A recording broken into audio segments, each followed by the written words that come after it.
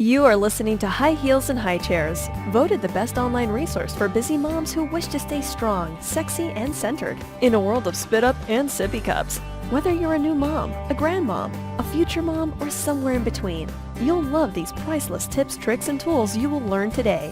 Here is your host, top female fat loss and hormone specialist, Dr. Michelle Sands. Hi, and welcome back to High Heels and High Chairs, where we're talking about how to stay strong, sexy, and centered in a world of spit-ups and sippy cups. I'm your host, Dr. Michelle Sands, and today we have a fabulous guest. She is the world's #1 sexpert, and that's right, you heard me right. I didn't say expert, I said sexpert. Because Dr. Keesha Ewers is a board-certified functional medicine and Ayurvedic medical practitioner.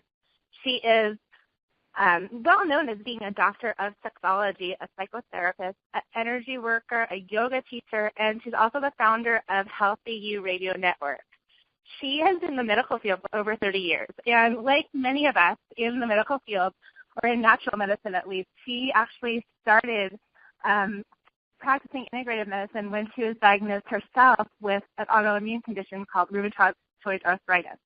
And so she was really looking for a cure for herself. And after, being diagnosed with the disease, she was really searching, and she found Ayurvedic medicine. And she became to be advocate for herself and learned to look for the root cause of the disease rather than just the symptoms like so many conventional medical practitioners just do. They just want to give you pills to heal you, but she was looking for the real healing. And she found that she was able to heal herself within a year of her diagnosis, so that was absolutely amazing. Dr. Keesha is constantly learning. She is always pursuing the latest and greatest in medicine, and she travels all over the world to do that. She goes to Australia, India, Mexico, Peru, Africa, all over to find the best innovative practices in both functional and Ayurvedic medicine.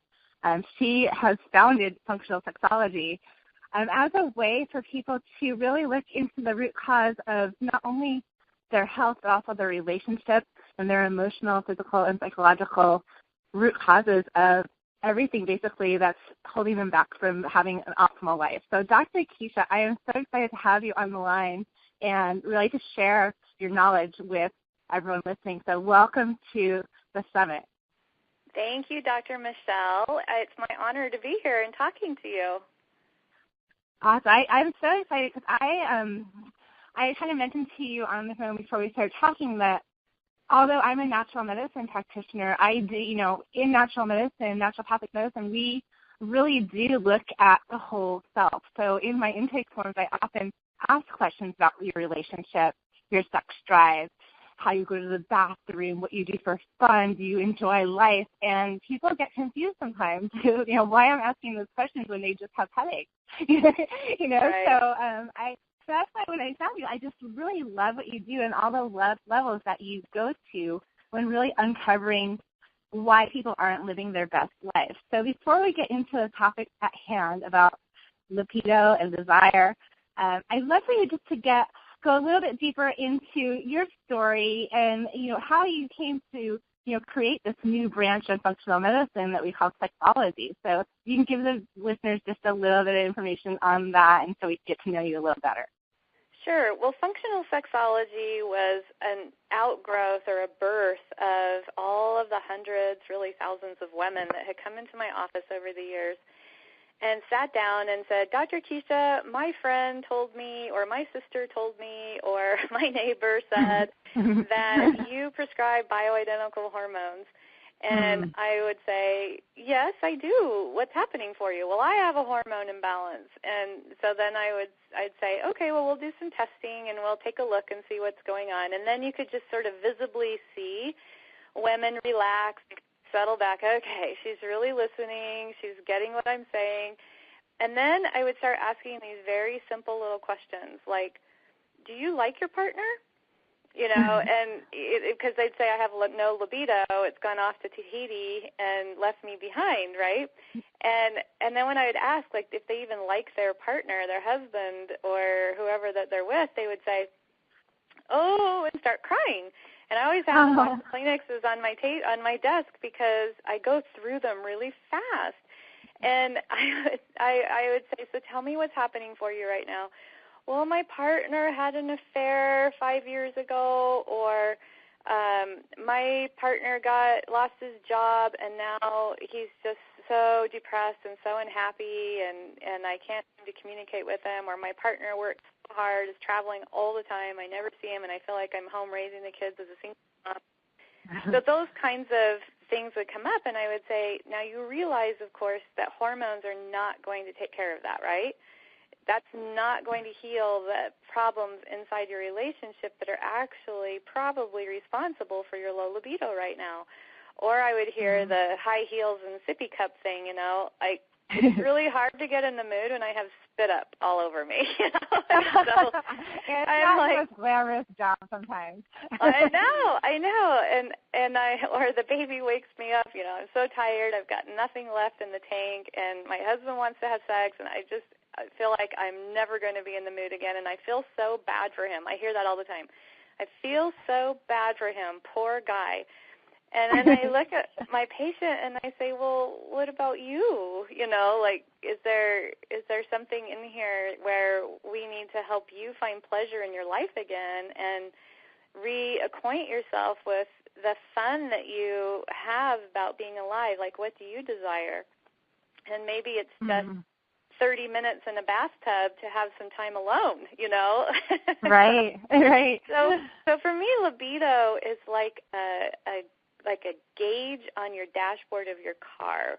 When your gas gauge says it's really low, you don't push down on the gas pedal and expect that your car is going to go faster and further. You have to find a filling station and pay attention to your car, or you're not going anywhere. But when your libido level has dropped into the tank and there's nothing left, you just push down on the gas pedal and keep expecting to go further and farther. And, it's just crazy how we treat our bodies.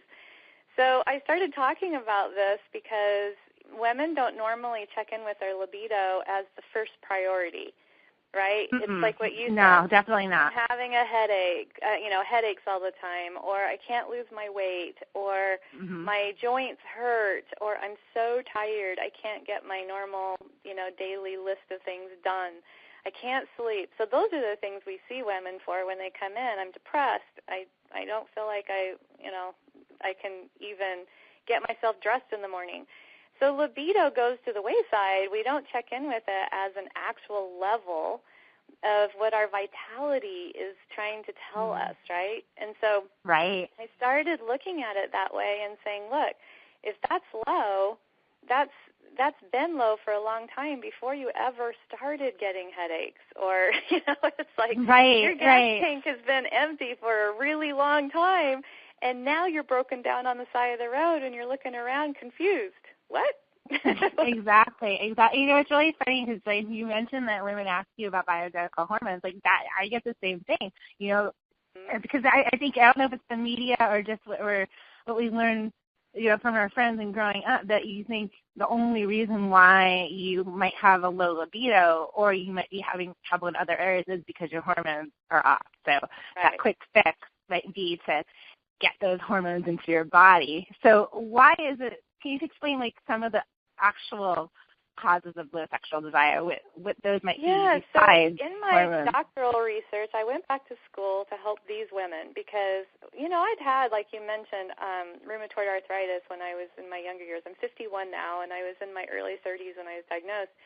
And I haven't had this for 20 years, it was gone within a year when I really started going after the root cause and taking care of it. Wow, that's amazing, because I don't know if everyone listening understands it. In mainstream medicine, rheumatoid arthritis is not something that you can reverse or cure. Yeah, they just, you have it, and you have it for life, similar to like Hashimoto's thyroiditis, any autoimmune condition.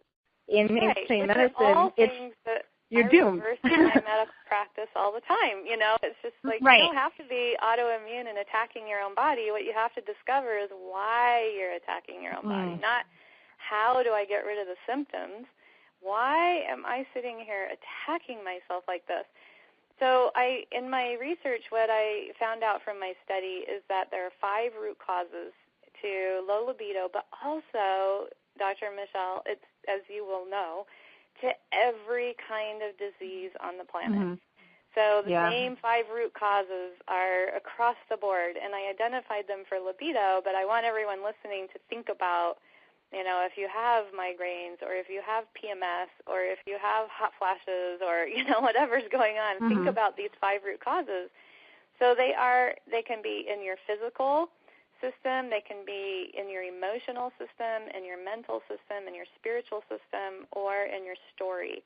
And all of those are not mutually exclusive of each other. So when I had rheumatoid arthritis, I had 0 libido. I have 4 children. They were all pretty small. My grandfather had rheumatoid arthritis. What I was being told is, well, this is genetic, pretty much sunk. Here's some methotrexate, which is a cancer-fighting drug, and some steroids. And if you really want to control your pain, on a long-term basis, here's a non-steroidal anti-inflammatory drug that you can use. And if you look up the side effects of all 3 of those things, you will find out that it will actually make the root cause of all autoimmune disease much worse, which is why it's incurable, because all the medications we give make your leaky gut worse, which is why you got it in the first place. So, it's interesting because no one ever thinks of digestion as being a root cause for low libido. But in fact, in naturopathic medicine and Ayurvedic medicine and functional medicine, functional sexology, we know that digestion is the root of everything. The way that your thoughts are, it's the place where you metabolize and you're able to actually absorb the rest of your food. And if it's not working properly and you can't get rid of your waste, it builds up in your body. Your immune system can go nuts, and then you wind up attacking yourself. So that's a very simplified explanation for it. But that was mine was there, and then it was also because I'd been sexually abused in my past. And when I was 10 years old, the vice principal of my elementary school sexually abused me, and no one believed me when I told them.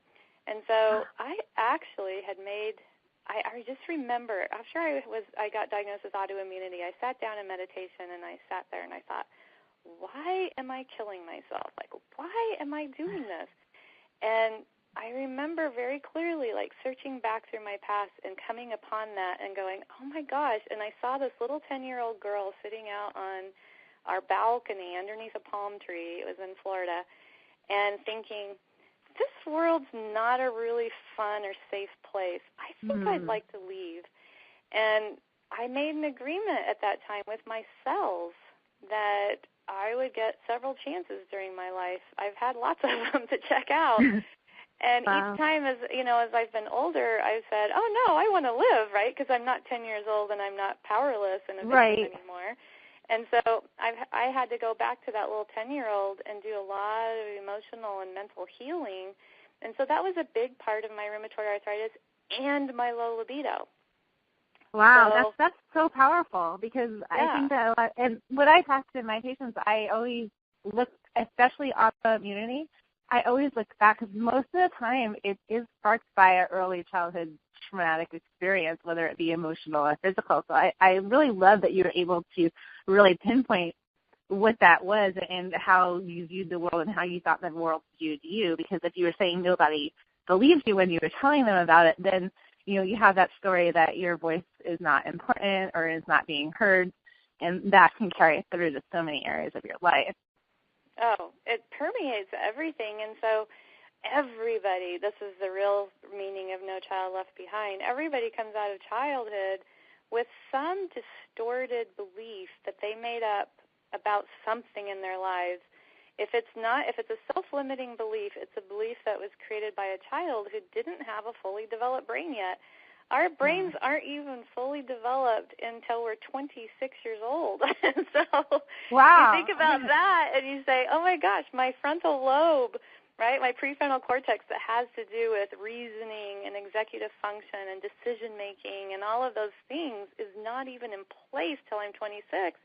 Of course you're going to have meanings that you've attached to things that are pretty childlike, because children are powerless. Think about it. They don't really have choice over very much in their lives. They're told what to wear, what to eat, where to go, what time to be done. They're just really very much not in a powerful place. And so, of course, they're going to have meanings that they take away from childhood along the way somewhere that are self-limiting when they become adults. And so it really is essential that every single adult go back and find those and rewrite them. That's the good news, and that's why I talk about story. I love this example. I think it's so important for everybody to really take some time and really meditate on it, as Keesha did, and figure out what that is. But I think there might be some people listening who are thinking, well, I wasn't sexually abused, so I don't know why I'm having trouble with my lips. No, it doesn't have to be a sexual abuse. It could be someone calling you fat, or it could be, that you're not smart enough or good enough for, to make the volleyball team, or, something like that. Or you didn't get good grades and your dad said you're dumb.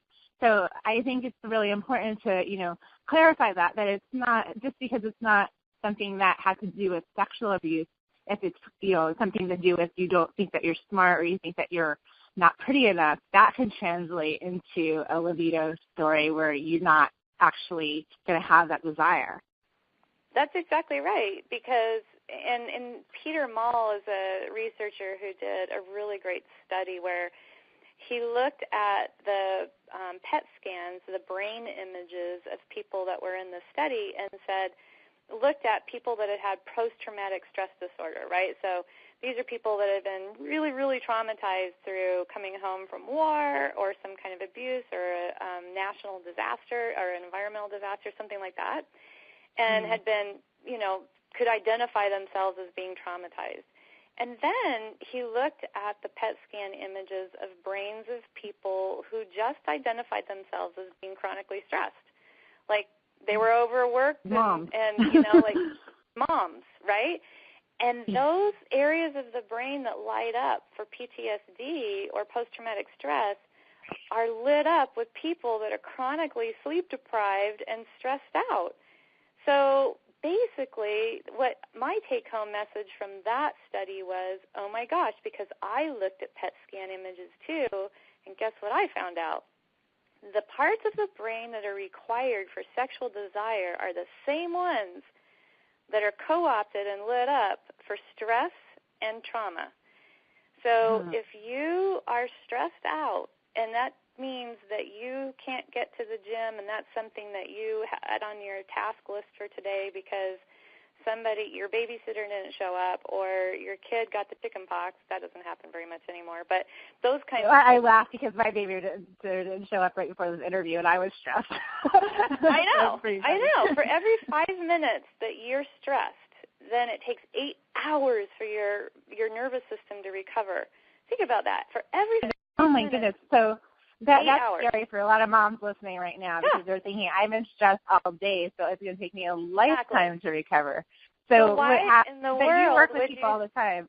Yeah, why in the world would you think that that you're going to feel libido at the end of the day, right? Because your brain is saying, oh my gosh, oh my gosh, oh my gosh, oh my gosh. And it's just constant. I'm never getting it done. Oh, right? And so in the end, and this is why I think so many moms who come to me do have this low libido problem, because we're constantly under even if we try to do Zen and we go to yoga, we're moms, we worry about our kids. We have to get this, and this done.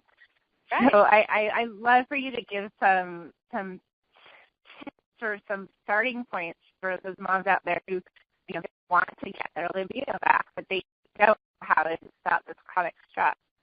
Well, here's the word that I use so I always say to moms, we've painted ourselves into a corner, and I wouldn't change it for the world. We have more freedom than we've ever had in history of being female on this planet. Yes. But we have painted ourselves into this place where you have to bring home the bacon, fry it up a pan, and look hot at the same time and be a on top of it, right? Yeah. So when we think about what we have created for ourselves, this sort of monster machine that we have to be part of, then the word that I came forth from a lot of literature, and this is a really interesting study that was done. I can't remember. I think it's Sands. So a researcher by the name of Sands did a study where she looked at women that were not having sexual desire and then women that were. And it was a really big study, over 3,500 women. And what she discovered is after 1 year in a committed relationship, 69% of women no longer have spontaneous sexual desire. Oh. 1 year in a committed goodness. relationship. So the first thing that I say to women is that you're not broken. And you'd be surprised how many people start crying in my office when they hear this. Mm-hmm. You are not broken. It's normal. 69% means it's abnormal for you to have spontaneous sexual desire after 1 year in a committed relationship. So pat yourself on the back. Give yourself a big hug if you still can. And think of yourself as really unique and extraordinary.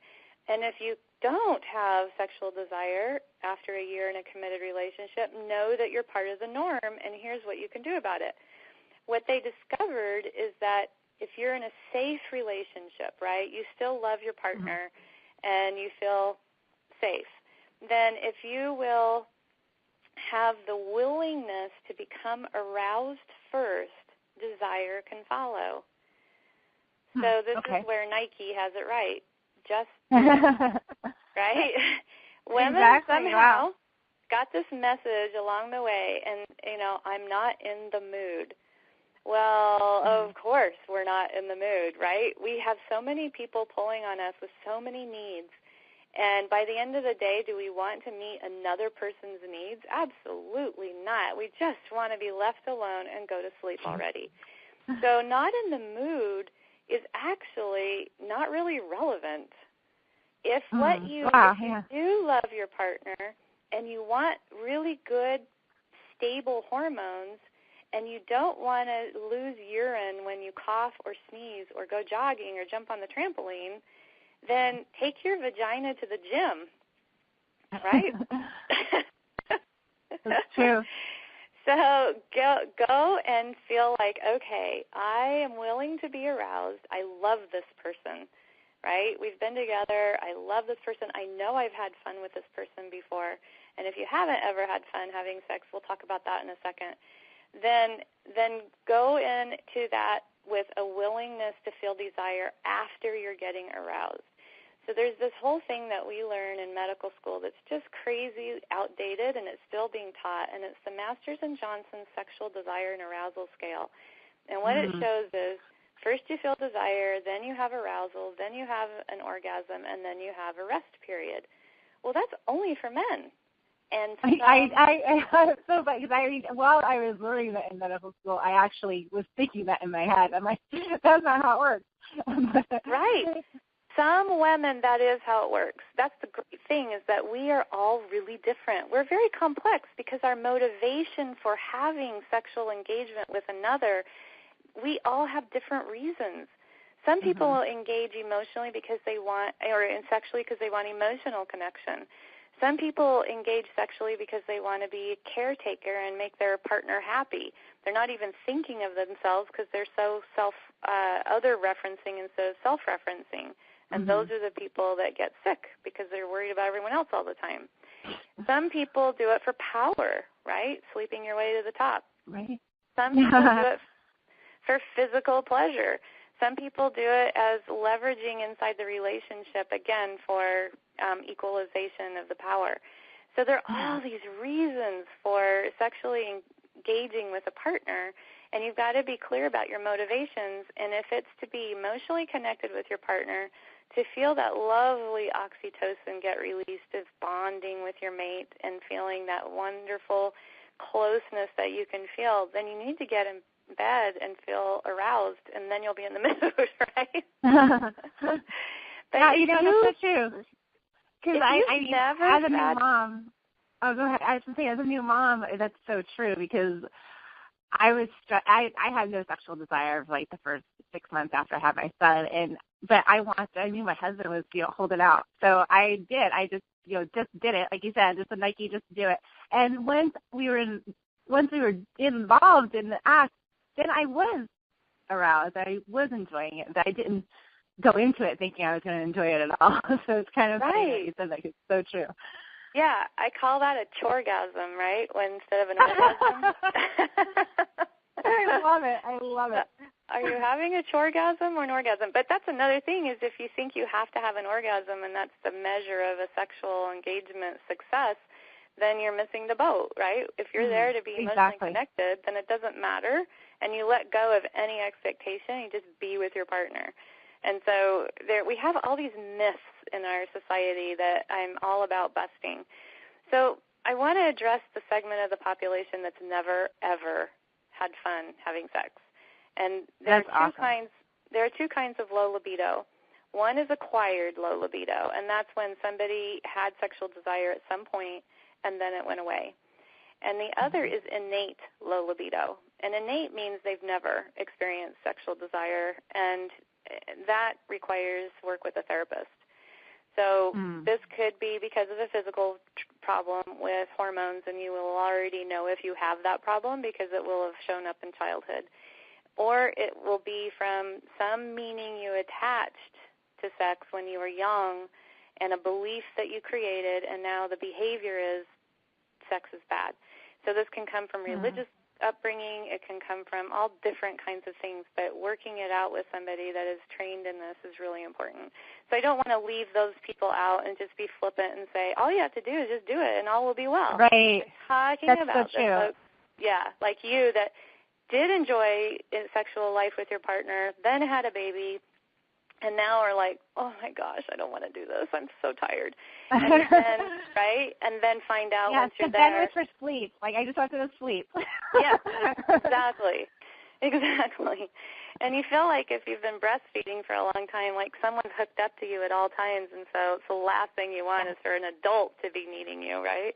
Exactly. Like after I had my son and I was breastfeeding, I felt as though like my breasts, which used to be like kind of a symbol of my sexuality, were now these utilitarian tools, like just to like to feed my son and not. So I didn't feel sexy at all. I felt just useful but not sexy. If that makes sense. Right, and I think that's an important part of the way we're wired, so that we don't get pregnant again. So that's so. You know what? I never thought about that, but that makes a lot of sense. Right. As long as you're hooked up, and I used to call myself Bessie the milk cow, it's just like, okay, then as long as I'm in that space, then I'm not going to feel very sexual around my breasts. And I used to think about that, that's like a form of birth control right there, And that's probably not to mention the prolactin is lowers your sexual desire as well. Exactly. So. It's a form of birth control and wisdom of your body. Your body's so wise. And so really I thought, it's just the wisdom of my body kicking in, and this too shall pass. And enjoy it while it's here. And then, these are just different chapters in your life as a woman. And just like when you said when you're stressed, your body, recognizes stress as danger, like you're running from the tiger. And, of course, you don't want to get pregnant when you're in danger. And so that, that makes your body is so innately brilliant. But I wanted you to address women who have been on birth control for a long time, because birth control pills for a long period of time seem to lower sexual desire as well. Can you address what's going on there? Yeah, I'm not a fan of the birth control pill. I know it helps spark the sexual revolution and make it so that women didn't have to get pregnant, or run the risk, pregnancy roulette, where every time you had sex, you had a risk.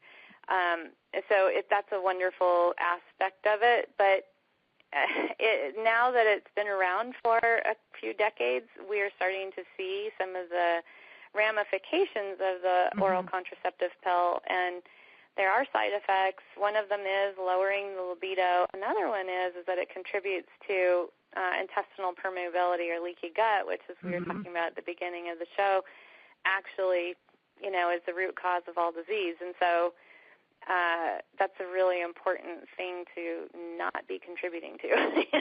So yes, I like to encourage an individualization of birth control interventions or remedies, and one of those, is if it's right for you, an IUD. Of course, that does not, neither does the pill, prevent sexually transmitted illnesses, and so making sure if you're not with a committed partner who you are already, everyone's tested and you know that there's no sexual transmitted disease possible, using a barrier method. You can get fitted for a diaphragm. There are ways that condom usage, right? Yeah, exactly. Because we're really messing with our physiology when we're taking that birth control pill. I was the one that I had when I was 12 years old. I started my menstrual cycle and I had really bad cramps. My mom took me to the doctor. Boom, I had a birth control pill. The first thing my mom said is, don't you tell anyone that you're on that pill. That's embarrassing. So I had this stigma that I was doing something horrible. And, I was already messing with my body's hormones while they were still, while I was still developing. And so it caused a lot of issues for me growing up and as I become a young adult. That took a lot of undoing. But I do not advocate the birth control pill either. So I would love for you to just kind of give us a little snapshot of how functional sexology would, how that framework works for helping women with a low libido.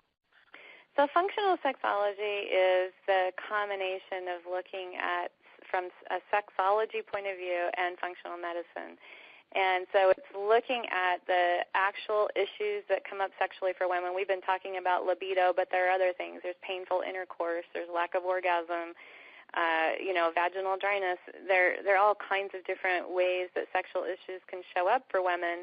And so the functional sexology is taking functional medicine into the world of sexological issues and using those 5 root causes because, again, painful intercourse often comes from, and I hate it when women react to this when they say, oh, you're telling me it's all in my head. But we tend to separate therapy from medicine in a very dysfunctional way. What the attitude is that if you're going to therapy, there's something really wrong with you. You're crazy. Where if you go in to see your doctor because you have high blood pressure, that's somehow fine. It's like, right. No, this is, there aren't separate. Whatever is going on in your mind is causing what's happening in your body, including with high blood pressure. So, and it can be worked the opposite too. What's going on in your body, such as leaky gut, can be influencing what's going on in your mind. So it's totally it has to be related.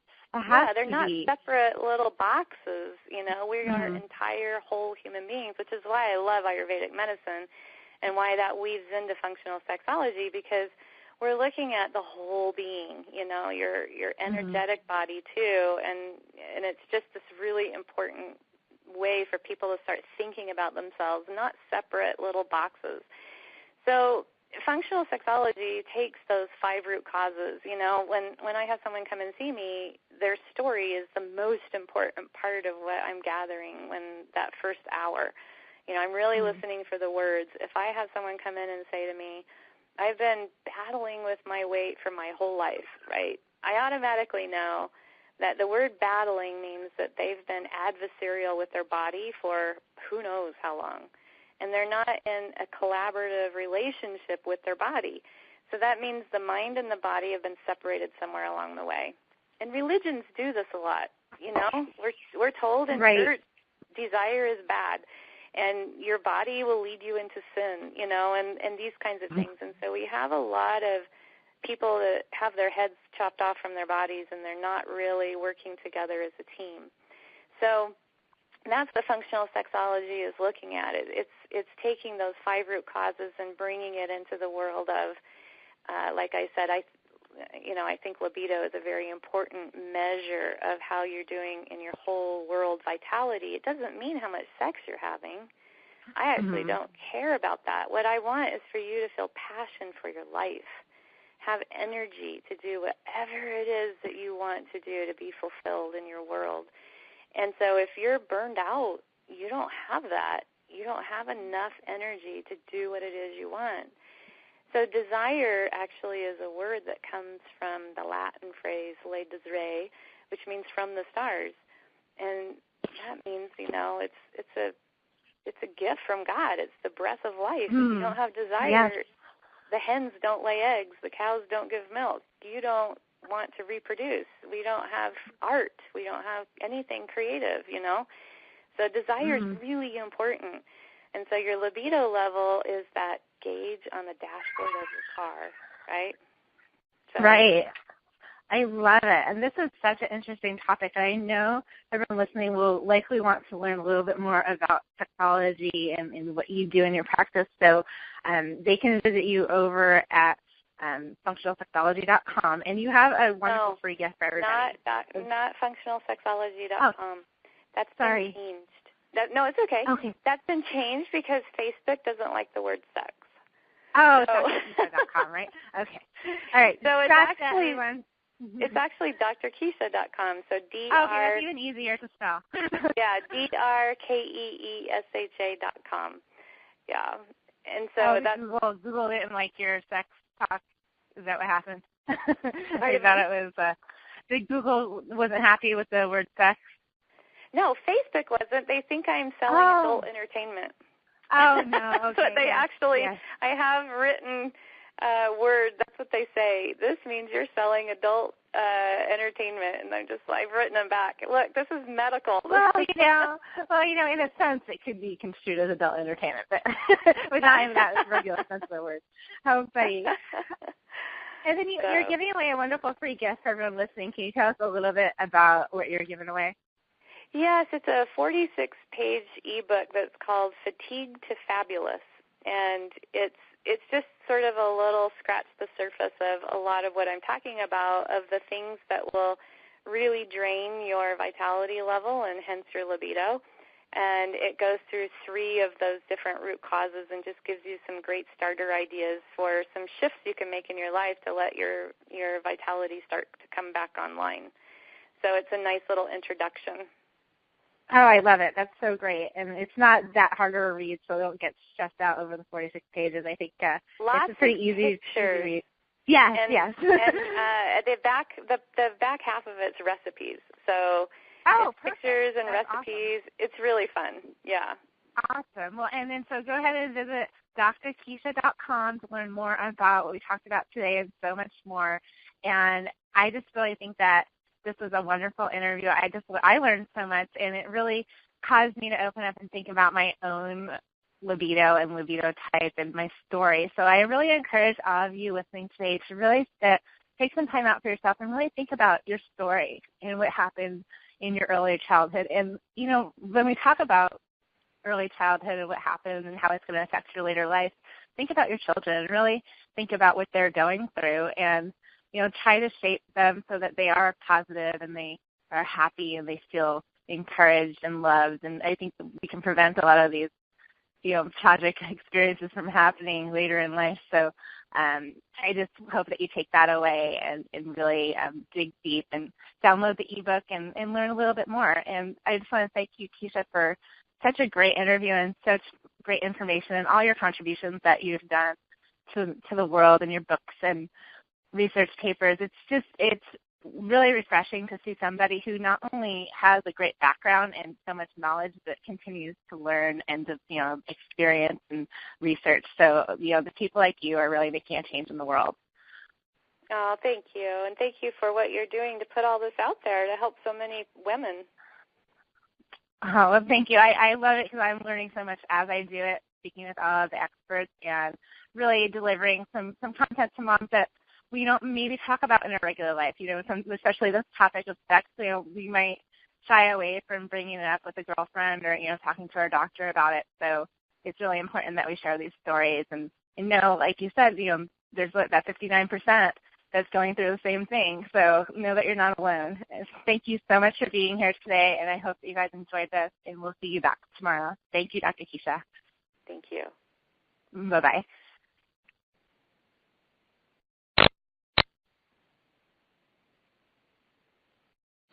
Thank you so much for tuning in. I hope that you received a lot of value out of this interview. I know that I did. I want you to open up to the possibility of making this new year the greatest opportunity that you have had so far to improve your life. This is about breaking out of paradigms. It's about learning the art of living. It is about honoring who you are as a woman as you discover who you are as a mother. It is about taking care of your body, mind, and spirit so that you can take better care of your family. and be a shining example, a role model for your children so that they can grow up to be healthy, happy, and successful. I promise to continue to bring you educational, empowering, and inspiring content to help you achieve the body that you dream about and the life that you are meant to live. Stay tuned for more value-packed interviews, and be sure to check out all of the resources on my website, metabolicmama.com.